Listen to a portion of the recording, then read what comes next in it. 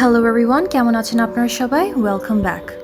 So in this lesson, I'm going to show you how to show respect in English because it's something that, most of my students ask me. They have realized that in English we don't have many specific words or pronouns to show respect. যেমন আমাদের বাংলাতে আমাদের কিন্তু আছে আপনি, আপনাদের. So I'm going to go over three main things in this lesson. Number one is how to greet people in a respectful way, especially people who are older than you, or your boss or manager, your lecturer, people that you respect and you want to show respect to. I'll also show you how we address people respectfully. Number three, how in English our actions are often more important than words when we are communicating and we are showing respect. So let's get started. The first is greet respectful. How do you do that? How do you show that same respect when you're communicating in English?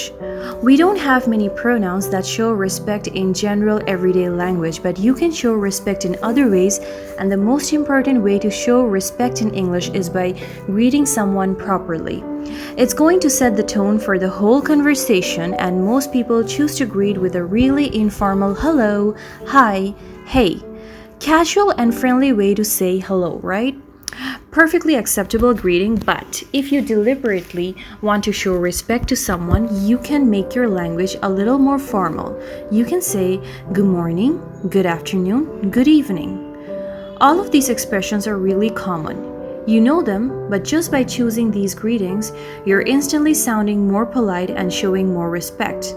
And if you're meeting someone that you respect for the first time, you might also add, "It's a pleasure to meet you." So just remember, you wouldn't actually say good night when you greet someone, right? Because good night indicates that you're leaving. So no matter even if it's at night 10 o'clock or 11, when you meet someone, you say good evening. Let's go to the part addressing someone with respect. So in our Asian culture, we usually say auntie, uncle, apni, khala, mama, fupa, আমরা তো এগুলো বলেই থাকি. So how do we do that in English? Like I said, in English we don't have many specific titles that immediately show respect, but there are some exceptions made for certain professions. For example, we can address the doctors as doctor plus their surname, professor plus their surname.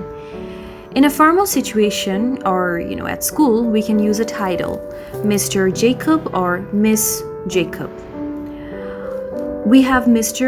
Smith and Mrs. Smith if we are married.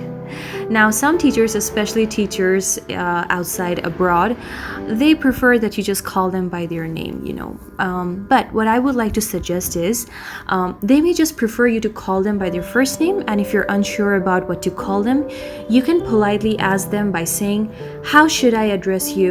Should I call you Miss Smith or Mr. Turner?" That way, you'll find out exactly what they expect and what they feel comfortable with.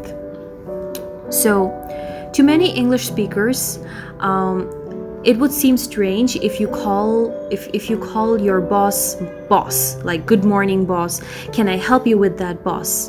They may feel more comfortable if you just refer to them by their first names.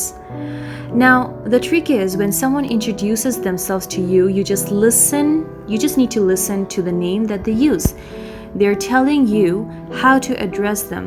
The most respectful thing that you can do is to call them the name that they have offered to you, because if you choose to call them something else because you think that's more respectful, it's kind of actually showing disrespect by not calling them what they want you to call them. Let's look at some respectful phrases. We have number one, excuse me. Number two, please and thank you. Let's go to the part where you show respect with your actions. How do you do that, right?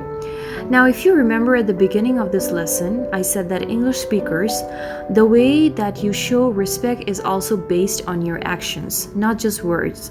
So, some examples, let's just talk about them. Number one is be on time, that is, be punctual. So, maybe you're late for work. you're late for a class, it's just not that acceptable, so you want to try and be on time. And if you're not going to be on time, let them know. Send a text, an email, make a call, and let them know you are going to be running late. 5 or 10 minutes might be okay, but anything longer than that, you are just showing disrespect. Number 2 is listen to people. Another important and respectful action that people really value is listening, no matter which country you are, no matter which nation you are. So if someone is talking and you start checking your phone or doodling on your notepad or talking to a friend, that is being disrespectful. And so in this situation, it's your actions that are speaking much, much louder than words. The third part is don't push in. Wait patiently for your turn. So this is actually a hallmark of respect in every culture. If you push in, you're sending a big, loud message to everyone else who's waiting that you don't care about them or how long they have been waiting.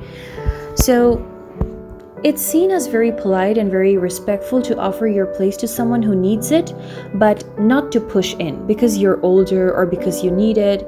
You should always ask politely. So I hope this video has given you some new ideas about how you can show more respect in English. I've given you some great tools to use to greet people respectfully, to address people respectfully, or in the right way, and showing respect through your actions, the things that you do.